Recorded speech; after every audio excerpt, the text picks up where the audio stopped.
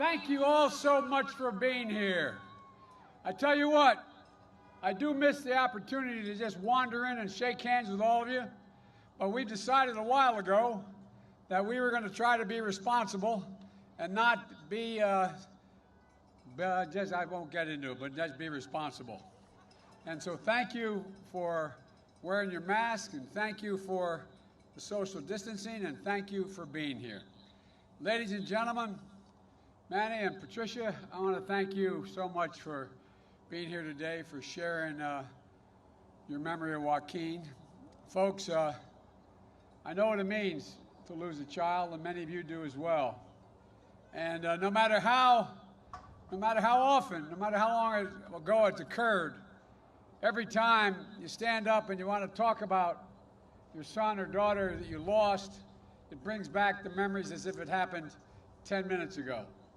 It takes a lot of courage to stand up and talk. And it's like you feel like you have a black hole has been ripped in the middle of your chest and you're being sucked into it. But you know, through your courage and the courage of the Parkland families, like my friend Corey Hickson and his mom Debbie and brother Tom, who are here today, and other students who led the march for our lives to take on the NRA and win. We're going to help us all turn tragedy into purpose. I want to thank you for your bravery. Thank you for your resolve. I want to thank all the speakers that went ahead of me, including the NBA stars joining us today. You know, I tell you what, the Miami Heat. You ever hear of the Miami Heat? I guess. Well, I'm allowed to say nice things about the Miami Heat, even though I come from Sixers country. I apologize for that. But I want to tell you, they made it to the finals full of grit and toughness. And Karl Anthony Towns, Karl, he knows what it's like to deal with this coronavirus. Karl and his dad lost their mom and wife back in April.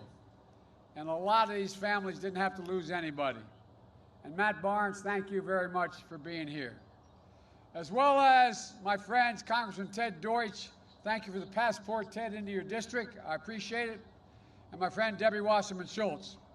We've got to send them both back to the House of Representatives. We're going to increase the numbers in the House of Representatives. 5 days left, folks. Millions of Americans are already voting. Millions more are going to vote by the end of this week.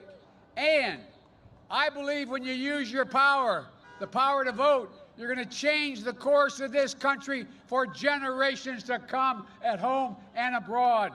This election is the most important one you've ever voted in, whether it's your first or 10th. Ladies and gentlemen, the heart and soul of this country is at stake. Right here in Florida, it's up to you. You hold the key. If Florida goes blue, it's over. It's over. Look, press has heard me say this a long time. Wall Street and CEOs didn't build this country.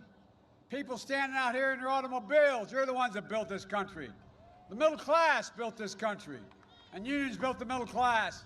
You're the ones who are going to save the country now that you build it.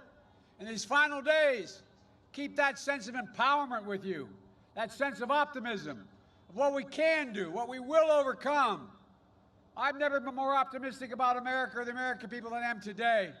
And on November the 3rd, we're going to unite this country and show the world who we really are.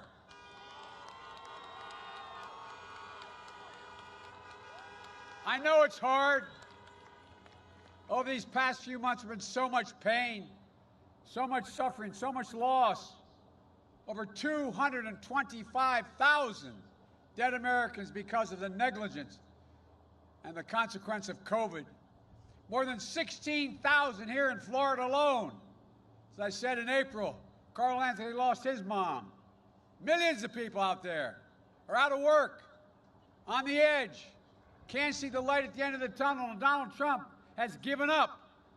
Over the weekend, his White House Chief of Staff said, and I quote, "We're not going to control this pandemic."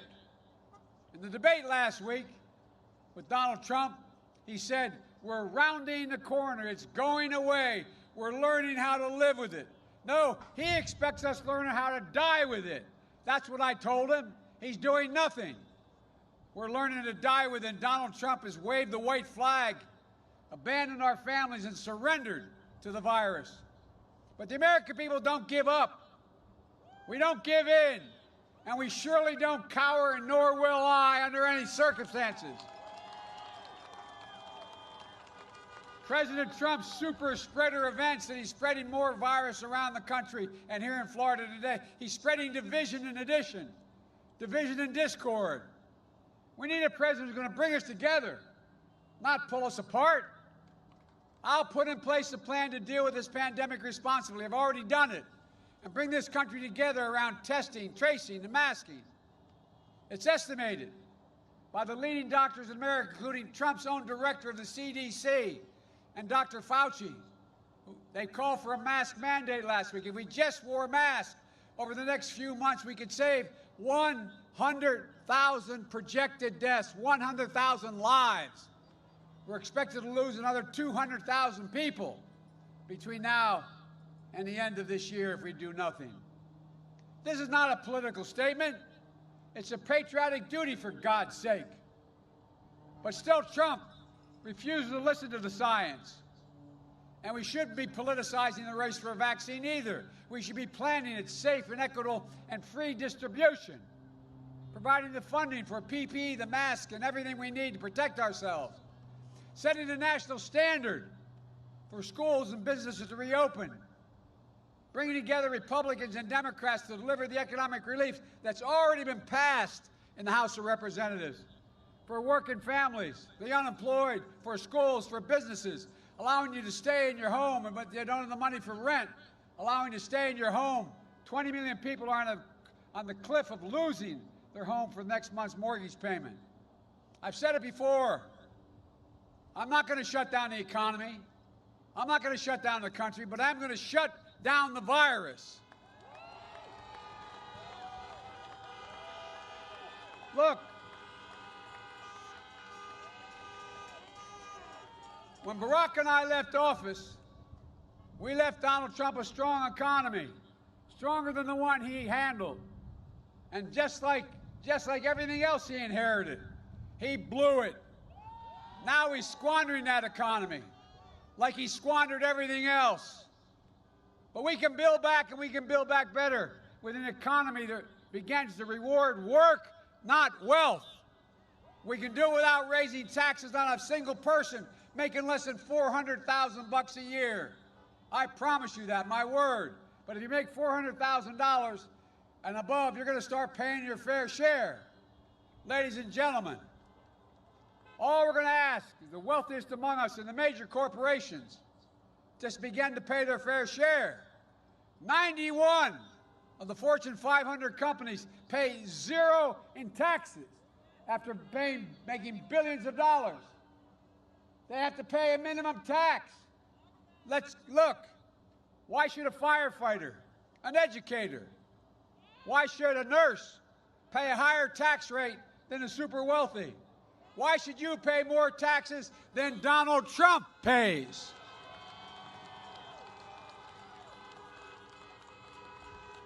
And that's a fact, $750. Remember what he said when that was raised a while ago? How he only paid a little? He said, because I'm smart. I know how to game the system. He games the system at your expense. Games the system at the expense of hard-working American people. We're going to deliver tax relief for working families in the middle class. We're going to help people buy their first home, pay for their health care premiums, and for child care. We're going to care for the aging and loved ones. We're going to make sure you can wipe out your college debt as well.